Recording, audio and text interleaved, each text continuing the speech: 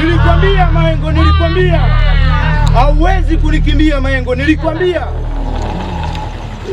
Mkuu, iwe nyama asiliwe.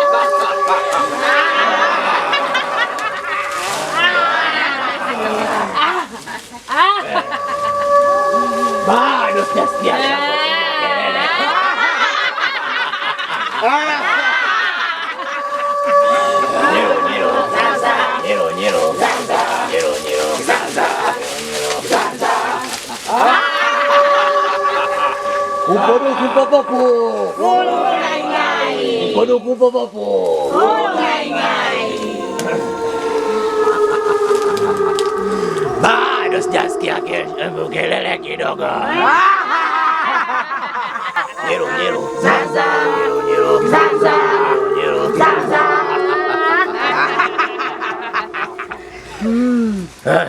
Karibuni sana.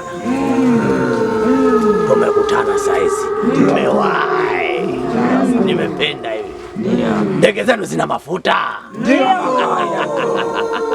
Hakika nimependa hilo. Kuna shida? Shida ipo mkuu. Kaka yako kafariki, chonde mtoto wetu, mke na watoto, utalisi wewe ili ukoo wetu usipotee. Karibuni sana wanangu. Niko nakumbuka mbali kidogo hapa. Ndio mjomba. Nyumba za kara. Habari za nyumbani? Safi kabisa. Marhaba, vipi hali mamangu? Safi mjomba. Marhaba, vipi hali mjomba? Habari za nyumbani? Tunamshukuru Mungu. Hawajambo nyumbani? Karibuni sana. Asante. Karibuni sana. Vipi, mbona upo peke yako hapa? Shangazi nipo ndani nimekaa kidogo hapa nimekumbuka nyimbo za zamani kidogo. Tulikuwa nakusikia toka mbali. Sajua hizi zetu. Watu wazima. Karibuni sana. Na mimi nishukuru sana. Yaani kama nimemwona marehemu dada yangu, leo nitapata baraka. Maengo. Mbona umepungua ghafla mjomba wangu? Vipi? Changamoto. Zo. Kakako ana changamoto gani? Mbona amepungua ghafla wakati sio kawaida yake? Mke wangu. Mke wangu. Mke wangu, Mama Ruby. Kuna wageni. Yaani tunaona nini?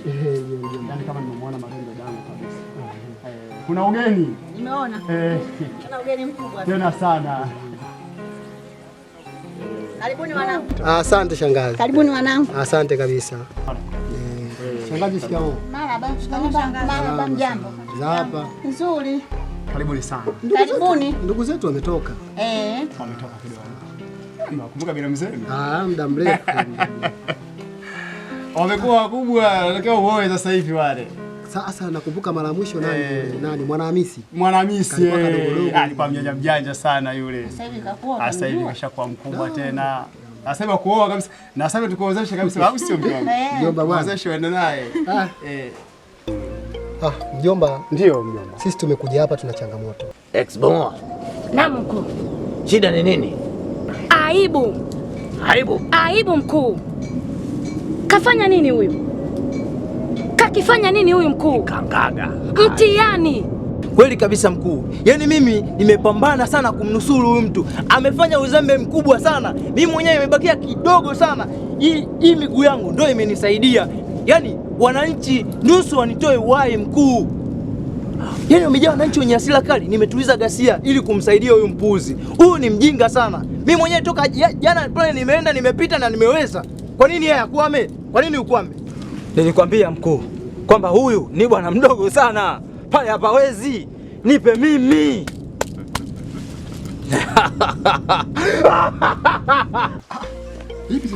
Nadhani si kawaida sisi kuja hapa nyumbani pasipo kukupa taarifa. Ni kweli. Sasa hivi utandawazi umekuwa sana. Ni kweli. Tungekupigia simu lakini imekuwa kama dharura. Nashangaa ghafla. Ndio maana imekushangaza mpaka wewe. Ni kweli. Mjomba bwana, pale kaka yetu ilikuwa gumzo, kaka yetu Manyota. Manyota? Manyota huyu. Yaani kaka na matukio ya ajabu kiasi cha kwamba yale matukio yake yanatunyima sisi amani ya kuishi. Manyota huyu. Kweli mjomba. Labda nikwambie mjomba, kuna siku nimekutana na tukio la ajabu sana. Asubuhi nakumbuka ilikuwa kama saa 12 hivi. Natoka zangu chumbani, naingia kile chumba chetu unachokijua cha pili kile. Nakifahamu. Tunachoweka ndoo za maji. Kitendo cha kuchota yale maji, nageuka upande wa pili wa ukuta. Mjomba nakutana na maiti. Ndiyo Mkenya. Yaani mkuu, ilikuwa ni aibu kubwa. Ilibidi mimi nitumie nafasi yangu ya mwenyekiti. Yaani ni aibu. Siwezi nikakubaliana mkuu. Yaani huyu atakuwa apate adhabu kubwa. Likangaga. Ndiyo mkuu. Shida nini? Ndege yangu mkuu iliisha mafuta. Nguvu zote nilizokupa lakini ni uzembe bado unaofanya. Nilikwambia na nilisema kila mmoja ndege yake ijae mafuta na vituo vyote mnavijua. Mkuu pale pazito mkuu. Yaani nakutana na mwili umefunikwa sanda. Kitendo ambacho mimi kikanishangaza. Yaani mjomba niliogopa kwa sababu ukiangalia ndani tunaishi watatu. Kwa haraka ikabidi nimuite kaka Manyota, ndo kaka yetu mkubwa na ndo mlezi wetu. Sawa. Nimemuita kaka, lakini cha kushangaza zaidi, kaka alipokuja akawa na mapokeo tofauti. Kwanza alinijali, lakini cha kushangaza zaidi akazidi kunijibu maneno ya kuniumiza kwamba wewe ni mtoto wa kiume, unashangazwa na maiti. Maiti wewe hujui? Sio siri mjomba. Nilipitia wakati mgumu sana. Nikajaribu pia kumuita na dada, bahati nzuri dada anakuja pale kama mtoto wa kike. Hakuweza kuchukua maamuzi yote, zaidi akakimbia pia. Siku moja nikajaribu kumuita kaka niongee naye. Kuna nini anachokijua kuhusiana na ile maiti? Sawa. Alichonijibu kwamba sasa tena kwa dharau. Sasa hivi mnichukulie sio kaka yenu yule mwanzo mnaonijua. Ni mtu ambaye anahusika kwenye imaya nyingine. Hivyo mjomba. Manyota huyu. Imaya nyingine. Ya vipi? Nimejaribu kumuuliza akaniambia kwamba yeye ni mtu ambaye anashiriki mambo ya kiza. Mke wangu. Manyota ameshakuwa mchawi. Chawi kweli. Ameshakuwa mchawi. Hatua hiyo. Cha kushangaza hakuendelea kunijibu chochote zaidi akaondoka. huo ni uzembe.